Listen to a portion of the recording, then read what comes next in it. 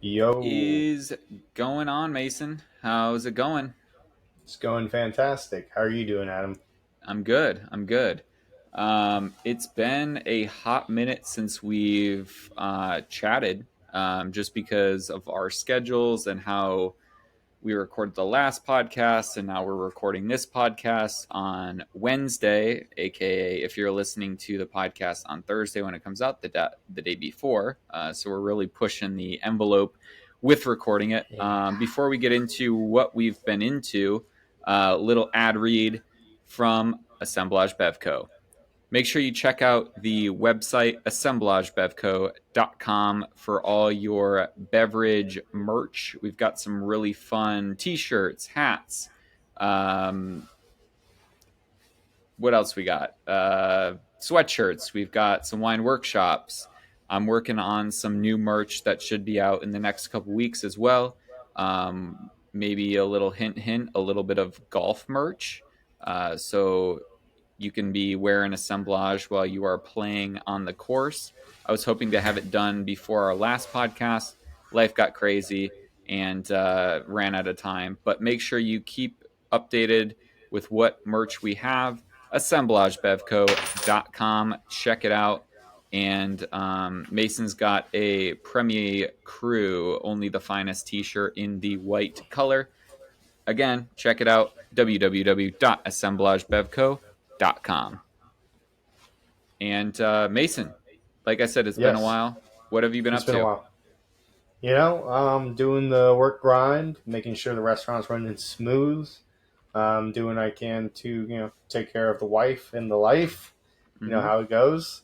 Happy wife, happy life. Yep, Making it happen. I feel you. What about you?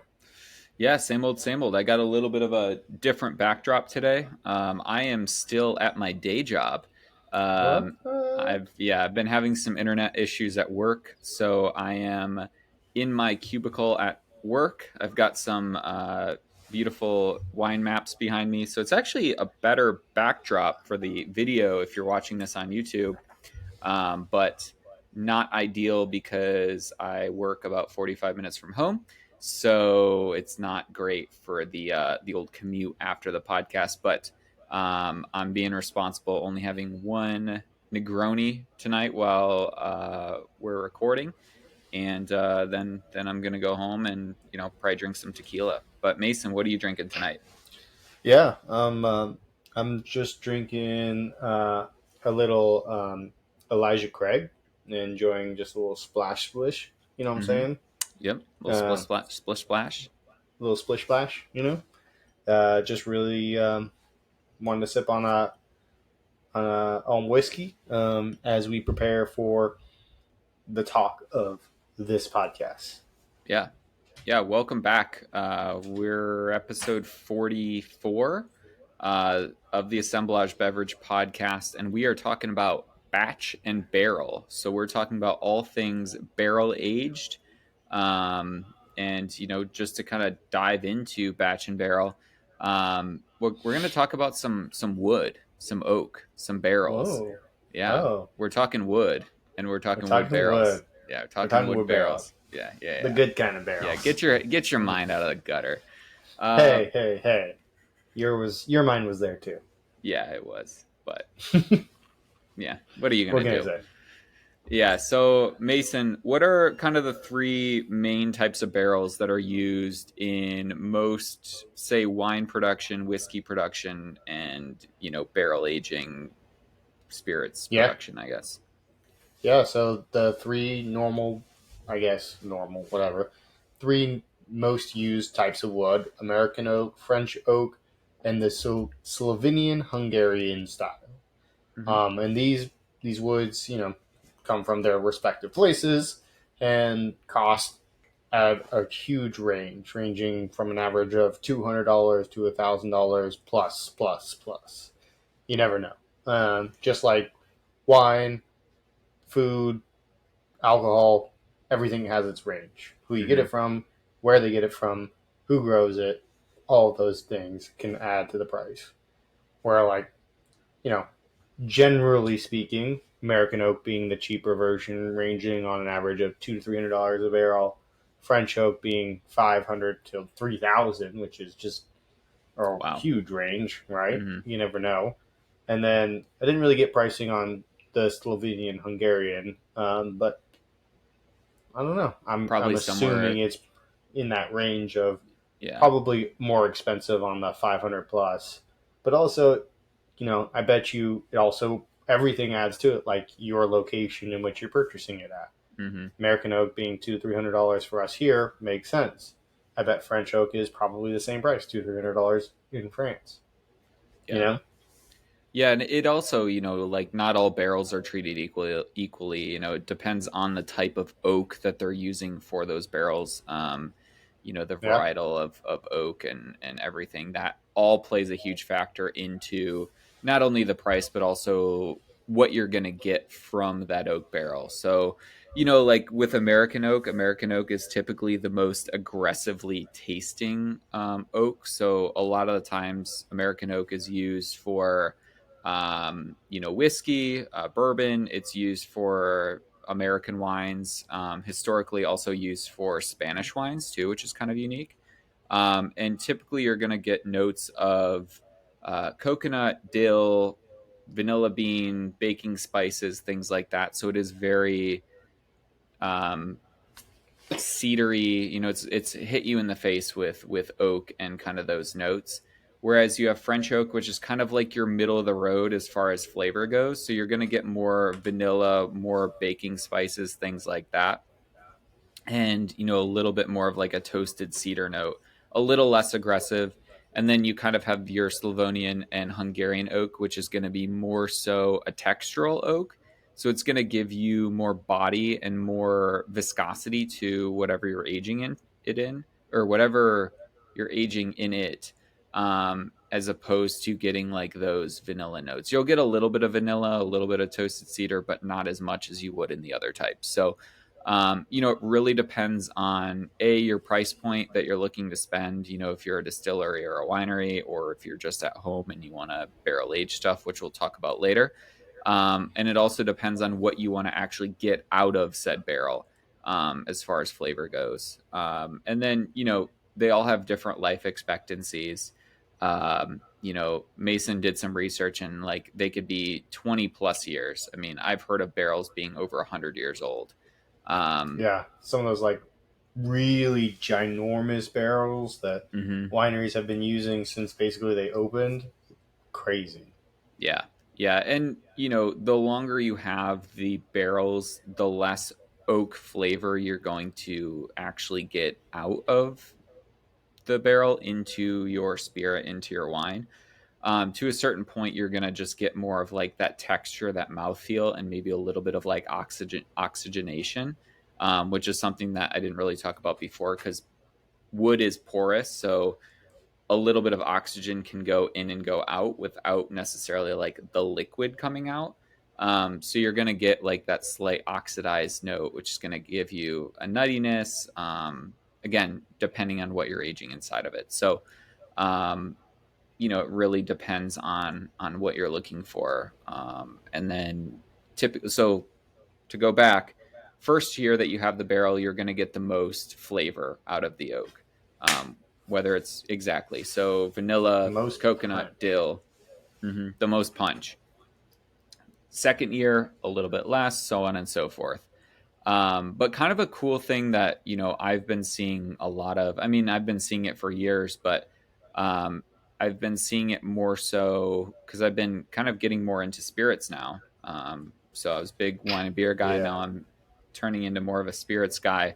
But I've been seeing a lot of different tequilas, different bourbons, different beers that are aged in different types of oaks. So I think it's kind of a cool, almost secondary market, I would call it. Oh Um, yeah. Maybe a bourbon distillery, because I think in Bourbon County they can only use new American oak barrels, right? Is that I true? believe that's correct, but I'm not So 100% sure off the top of my head. So if you're paying, say, $300 to $500 for an oak barrel and you can only use it 1 year, then what are you going to do with that oak barrel? You can't age more bourbon into it. So you're typically going to sell that 1 year old bourbon barrel to a brewery or to a winery or to some sort of Another a distillery. distillery, Yeah. and they can use that to age whatever they have, which will kind of incorporate some of that like caramel bourbon note into whatever the next person's aging, which is kind of a cool thing. Yeah. We haven't really touched on this, but like there are some really cool things out there that have been aged in barrels like Mm-hmm. that. Yeah. Like one of my favorite whiskeys I've ever had from Law's Whiskey from Colorado. They aged it in a port cask Hmm. and then a Calvados cask, Wow. and that was very very cool. And like the taste of it was just like wild, you know, Mm-hmm. just like Yeah. adding all these leftover flavors into that whiskey that were just soaked into the barrel. Because again, like you said, the wood being porous, you know, really absorbs its flavors. Yeah. Yeah. And I mean, my brother bought me that bottle of Don Julio Reposado Primavera, and it's Reposado tequila was finished in orange wine casks. So it kind of gives you like a citrusy like note to it, which is pretty cool. Yeah, Um, to see that again, someone's quote unquote trash is someone else's treasure. So kind of that like reuse and recycle mentality is great, because they're not just like tossing those barrels out. And then the person who bought them initially maybe isn't getting their full money back, but they are getting something back for them to reinvest in another barrel or something else. So it is kind of a cool way to impart flavor into a different spirit or a different wine. I've seen some bourbon barrel aged wines.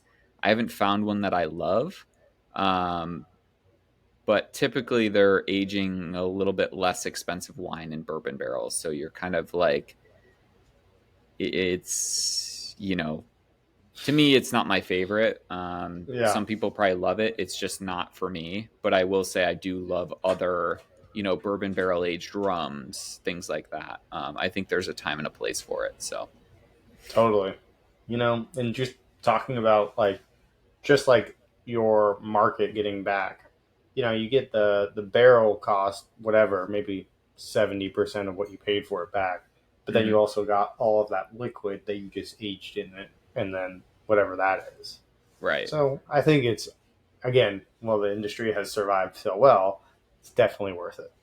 Yeah, yeah, because essentially you're building some of that barrel cost into your final product that you're selling. So, Yeah, I mean, you've already made your money on that barrel, so just selling it is a way to kind of get it out of your inventory and maybe some money back for you to buy your next barrel. So think of it almost like a rental cost, if you will. Um, it's not really, but it made sense in my head when I said it, but it you doesn't know, really make any sense now you that I spread it said it over out the loud. But years. yeah, Like you buy $1,000 barrel, and you last for 10 years. You know, what is that? 100 bucks, $100, right? $100 a yeah, year. $100 a year, That's not bad at all. and Like then you can resell especially it if you for $500 even. right, Then it's only $50 a year.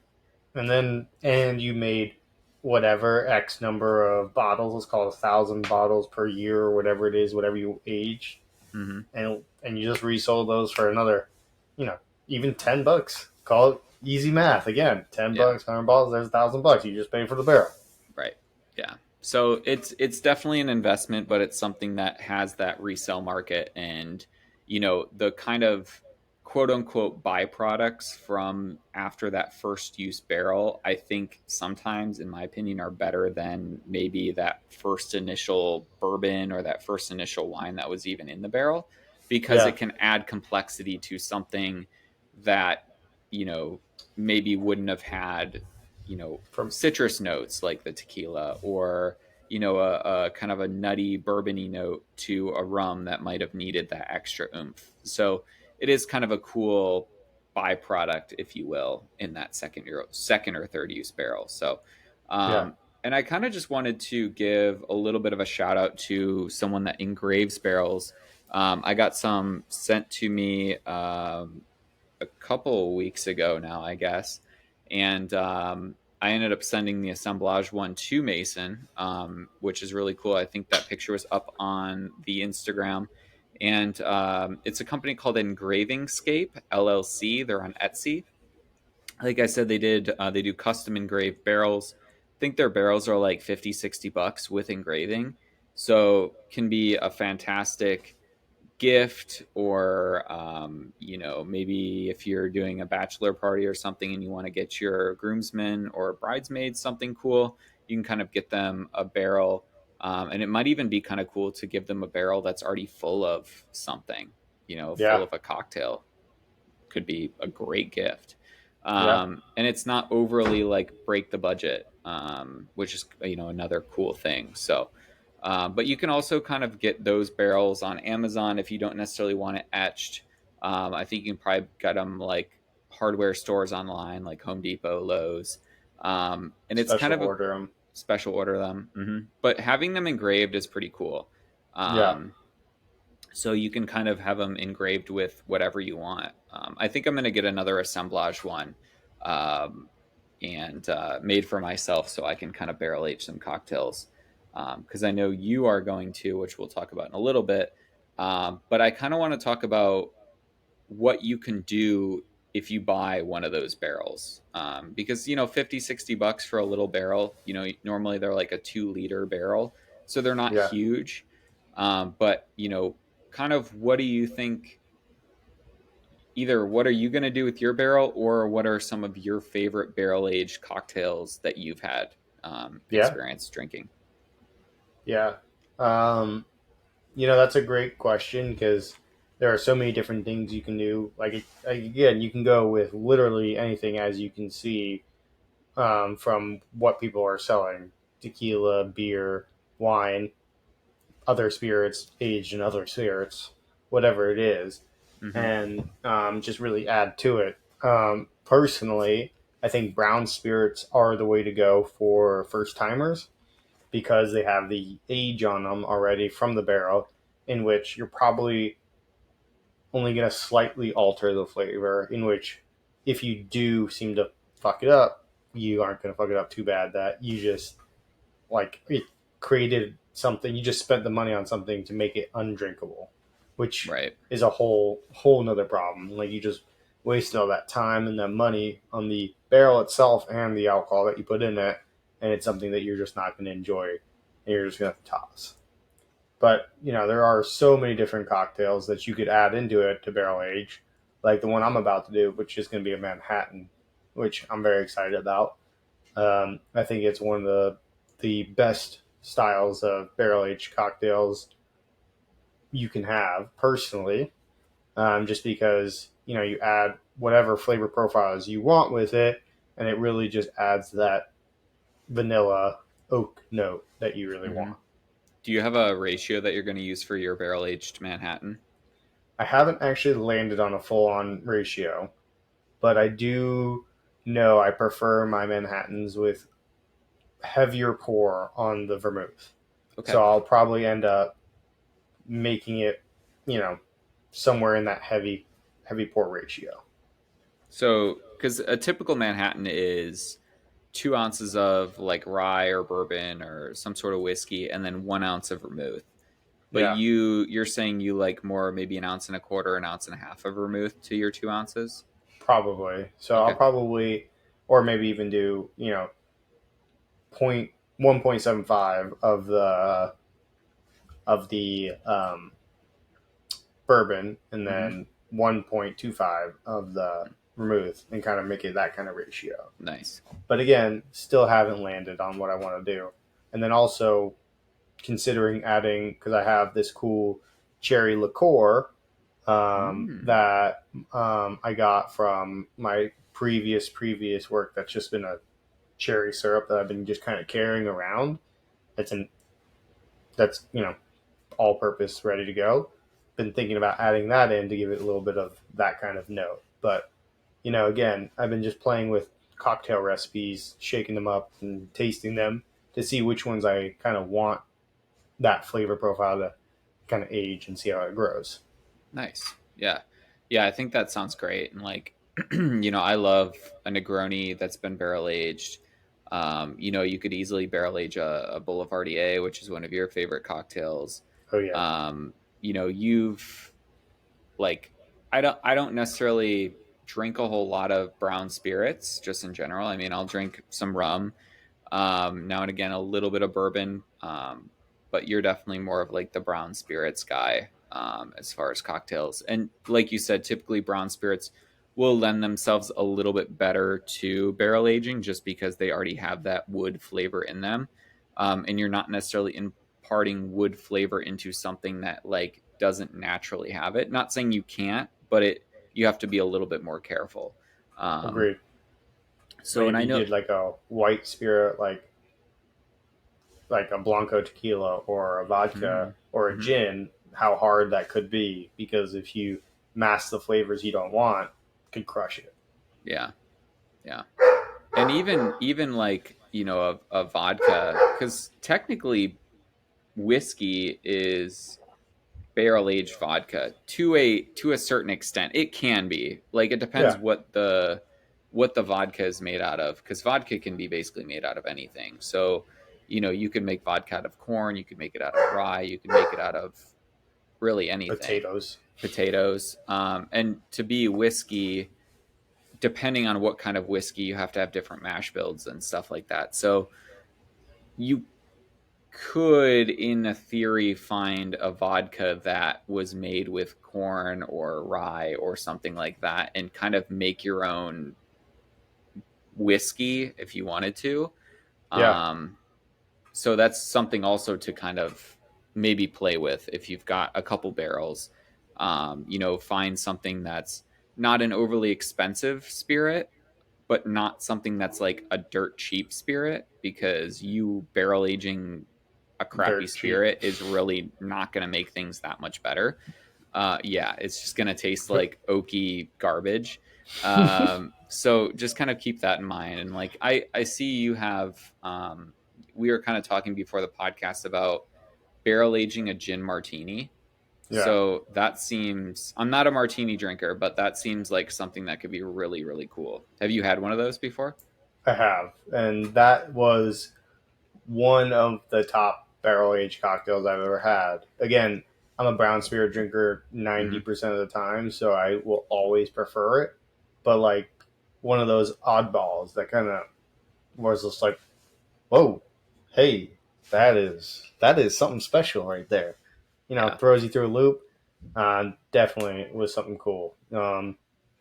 What they kind of did to do it was they got a gin that was mixed with also a slow gin, so it had a little bit of that sweetness to it. Mm-hmm. And then instead of using a standard white vermouth or no vermouth at all, uh, they used a red vermouth or sweet vermouth, Oh, and so it added a lot of components to it. And you could almost call it like a dirty gin martini, but it was all these three different cocktail spirits, all these three different spirits mixed together that kind of balanced really well, but when aged, added just so much to the juniper.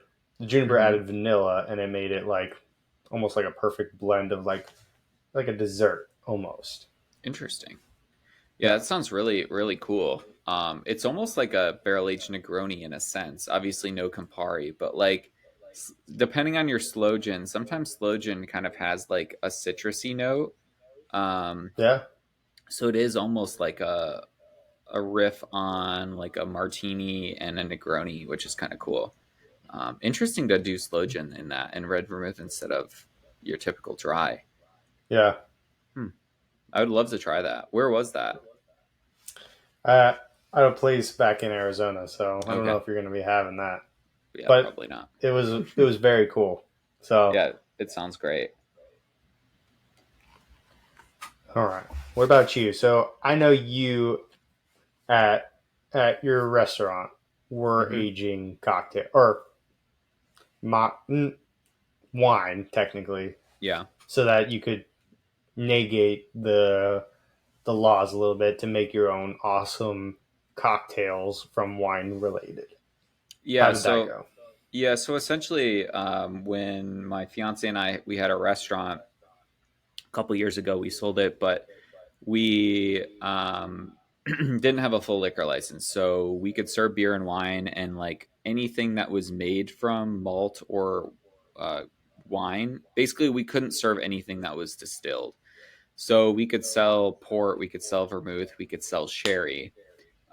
So because we didn't have a full liquor license, I still wanted to offer someone a cocktail if they wanted it. So I played around a lot with different vermouths, different sherries to make kind of fun cocktails.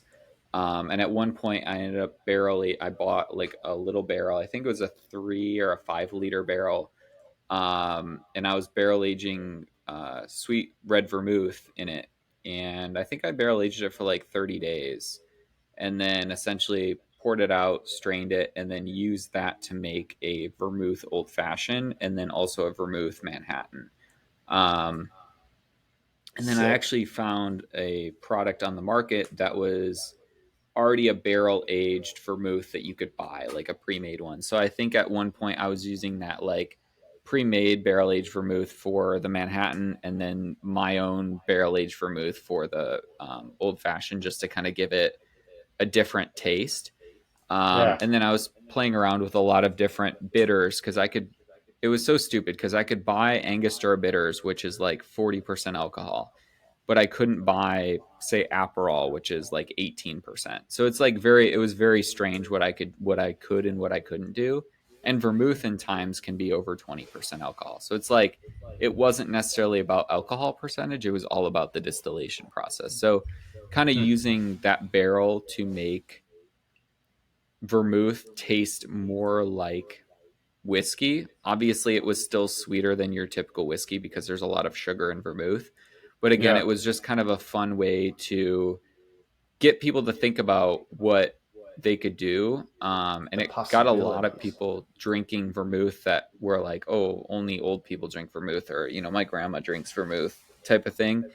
And I was doing an espresso martini with I was coffee aging vermouth. So I would like coffee, I would use coffee grounds and infuse that into vermouth, and then I had like a hard latte. It was like a canned alcoholic latte drink.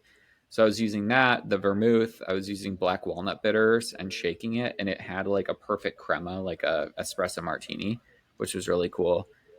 Putting some espresso beans on top. That So is we cool. we we made it work. Um, Still, some people are like, they weren't Nah, with the vermouth cocktails. They'd be like, "Ooh, this isn't an old fashioned." I'm like, I get it. It's not your a typical old traditional. fashioned, but it's the best I can do because I don't have bourbon at my disposal. And if I were to bring in a bottle of bourbon, I would be shut down. So it's like I'm doing what I can with what I have. Some people liked it, some people didn't mess with it, but it was kind of a fun way to challenge myself. I would make my own ice cubes using directional freezing. So I had like big rocks that I would serve it with. So it was a lot of fun, and it was kind of a way for me to just do something that was different. Yeah. Since I couldn't do, your standard cocktails. So yeah, it was fun. At one point, I think I had 2 barrels going, and it was a whole process in the basement. It was like a whole fermentation lab downstairs in my wine cellar. So it's kind of fun. That is very cool. All the things I heard from, like your mom and other guests that went and just enjoyed those cocktails were always blown away. And when I came to eat, like all the guests I talked to were all like, man, so sad that this is closing kind of thing. And Yeah, just like kept explaining all the cool things that you did. Go ahead. yeah, I mean, we really like with where we were, we really pushed the envelope with Olivia's food and our wine list. We did an all Italian wine list in a area that was basically Napa cab driven, and we said fuck that, we're not doing that at all. Like, we're an Italian restaurant, we're having an all Italian wine list. And it really caught on, and like I still get messages like, we miss you, like where are you guys at, what are you guys doing, are you guys gonna come back and reopen? And I'm like, fuck no. It was fun, but it was also running a restaurant, if anyone's ever done it, is extremely rewarding, but it's also extremely challenging. So um, if you ever think it's a good idea, send me a DM before you do so, and let me kind of give you the skinny on it, because Again, it can be a lot of fun, but it can also be a lot of not fun too. So, but yeah, I mean, it was cool to kind of do some different things, and not having spirits at your disposal, you have to get really creative, and using barrels and different means to kind of mimic those classic cocktails. I actually did a Negroni too with vermouth, which is kind of cool. That is Uh, cool. they make a vermouth, like it's a gentian amaro, so it kind of tastes like it's like hibiscus blood orange vermouth thing. So I did like a Negroni. So I probably could have barrel aged the Negroni too, which would have been cool, but I didn't get to it. So um, Another life or yeah, another another barrel life. at Yeah, here. exactly, exactly. So I know you kind of touched on, the barrel that was sent to you. Yeah, So we know what you're putting in it, but before you just dump a bunch of bourbon and a bunch of vermouth into that barrel, there's kind of a little bit of a process, yeah, to get your barrel ready, and I kind of want you to walk us through that, because typically if you buy a barrel they give you an instruction manual of like how to take care of it and everything like that, but I want yeah. to kind of have you like walk us through how you're Doing doing it. your cocktail and how you're going to treat the whole process, I guess. Yeah. So first thing first is choosing the right barrel. I got very lucky and didn't need to choose my barrel. I got the barrel sent to me, which is wonderful. So now I get to use it. Um, then after you choose your barrel, you gotta like prep it. And to prep it, you want to fill it with warm hot water, not scalding hot water, just like hot water. Mm-hmm. And you want to fill it and just let it soak for a day or two. And that's just one to help loosen up the wood and let it breathe a little bit, and two to also check to see if and where you have leaks if you have them. And if you have them, you just gotta seal them real quick. Get a little sealant, non or food friendly sealant is the best choice to do so that you don't impart other things into your wood. Yeah, and they And then make after, like a wood wax that you can buy.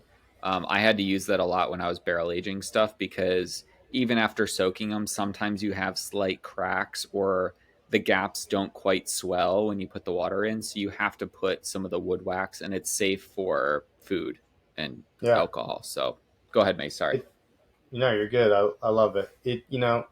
We're just trying to protect your spirit of choice so that you just don't lose a lot of it. Mm-hmm. Then after that, choosing the cocktail. That's the fun part. What am I going to do? What do I want to do? Where do I want to do it? What do I want to taste like? And then after that, you just put it in there and leave it. Forget about it. Go do a fun thing for a couple weeks. Enjoy it. And the best thing to do is each week you come back to it. You try it. You come back to it. You try it. You come back to it. Week to week. And Mm-hmm. that's the best way to tell really how it imparts. And I would literally wait 7 days every time. Try it. If you don't think it has enough flavor, come back next week. Try it. You don't think it has enough flavor, come back again. And then when you find it and you're like, this is perfect, and you don't want it to age a single drop more, that's when you pull it out of the barrel. Mm-hmm. Pull it out of the barrel and decant it, basically. I've got a few different types of decanters, so I'm going to pour mine into probably one of my fancy fun ones, probably my wedding one because mine's almost empty anyways, and have a nice, beautiful barrel aged cocktail and move on to the next one and do something fun. And that's basically it. It's pretty simple, pretty easy, and you just keep on trying it out. Keep on blending. Almost. Keep on It blending. sounds like Almost. you're You keeping on know it? blending over there. You keep on blending that flavor right in. Yeah. Yeah, and I think, and then it's kind of a fun thing. Like if you have friends come over or family come over, you can say, like, hey, this is my 28-day barrel aged Manhattan, right? And it's kind of like a talking point. They're like, oh, where'd you buy it from? Like, actually, I made it. And it's a kind of a fun little talking point. You can really impress some people. And then you've got, a cup, maybe a couple bottles of this barrel aged Manhattan that all you have to do is pull out an ice cube, pour your cocktail that's already made, and And you're just good to go. enjoy. Yeah. Yeah. I think that's Yeah. one I of the love great that. things about, barrel aging cocktails because they're ready to use. Hmm. And pre-made, pre-flavored, pre-amazed, ice cube or no ice cube needed, depending on what you've decided to use. And awesome. Yep. You know, you've got the availability to use it at birthdays, parties, anniversaries, events, weddings, caterings, Mm-hmm. anything and everything. Adams restaurants, you know, Yeah. Yeah. you can have fun with it and choose all these amazing things to use your beautiful cocktail for, or personal. You never know. Yeah. Yeah. And I would add one more step to Mason's thing. Just when you're decanting it, I would run it through like a mesh strainer just because there might be little pieces of like wood, Chips. like chips or almost like splinters that might break off inside the barrel. So I would just run it through like a little strainer just before, just to make sure that there's no, or sometimes like the charred oak will kind of like the burnt part will come off into the cocktail. So just to make sure that that's not in your drink and you don't have to worry about it, I just run it through a quick strainer and then pour it into my decanters or my bottles, label it, and you're good to go.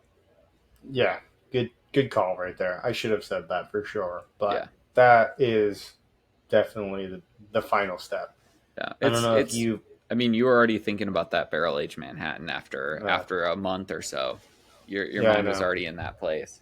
I'm ready. I'm ready. I'm excited. It's coming up soon. Yeah, I'll have to. You'll have to send me a sample once it's done. Yeah, I'll package it up in a little mason jar and send it your way.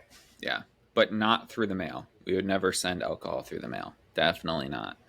Um, Mason's gonna drive the barrel aged Manhattan halfway when we play golf. When we play Mm, golf, that would be the dude. we'll do the exchange, and I'll have some of Mason's barrel aged Manhattan, which will be pretty cool. Yeah, or all of it, and then we'll somehow get home. Yeah, and I think I kind of want to finish the podcast up, just with our question of the day, which is more so like a Q Want to and hear about you? A. Yeah, we want to hear about you and your experience. So we want to kind of hear about your favorite experience with a barrel aged cocktail, whether it's a barrel aged cocktail that you've made yourself. You've been gifted a barrel, you bought a barrel, and you've done something, or maybe you've been in a restaurant that has barrel aged cocktails, and you have a favorite one that you've had. So, would love to kind of hear about your favorite. Mason, did you already say your favorite that you've I had? I've talked about a couple of mine, but I always can't determine what my favorite is because that oddball gin martini one was fire and Mm-hmm. just like absolutely blew me away because I was not expecting it to be so great. But again, I'm gonna try something new if I see something cool on your menu. Always, that's my goal. Yep.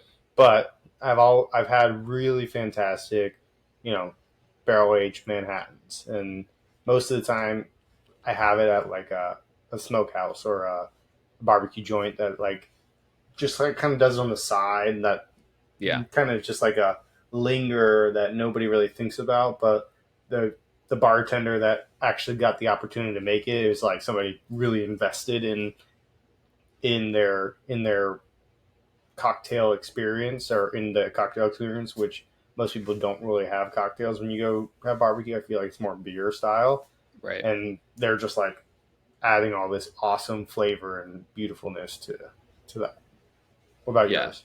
Yeah, and I think it's a really great selling point too. Like if you're a restaurant and you're barrel aging cocktails, put that barrel on the back bar and have people ask about it. Like, hey, what's that barrel? And it's an easy thing. Like, Pour hey, right from it. or pour them a little sample of like, hey, it's not quite done, but this has been aging for 3 weeks. We're gonna age it for 2 months, but I'd love for you to try a little bit just to kind of see where we're at. It'll be on the menu soon, or maybe you already have one that's done, and you can say, hey, that one's not quite ready, but we have a barrel aged This one. Manhattan that we exactly, and it's on the menu. Would you like to try one? And it's kind of a selling point that you can use, and like people love a story, people are suckers for story, me being included in that. So if you kind of have something that like they can ask about and you kind of have like a little story to tell them, they're gonna be sold on it. Maybe they won't get it because maybe they're not into bourbon or whatever you've been barrel aging, but they're going to be for sure to tell their friends or their family that are kind of into something like that. So really great selling experience. If you're barrel aging something, put that fucking barrel in the back bar and show it off because it'll pay off. Oh Um, yeah. and kind of my favorite experience is probably more so with the spirits. The orange wine infused or the orange wine barrel aged reposado tequila by Don Julio. Fantastic. I typically don't make cocktails with it just because it's a relatively expensive tequila, and I think it's great just with like a chilled glass or with a big cube or something like that. But I had a barrel aged Negroni once, and it was pretty damn good.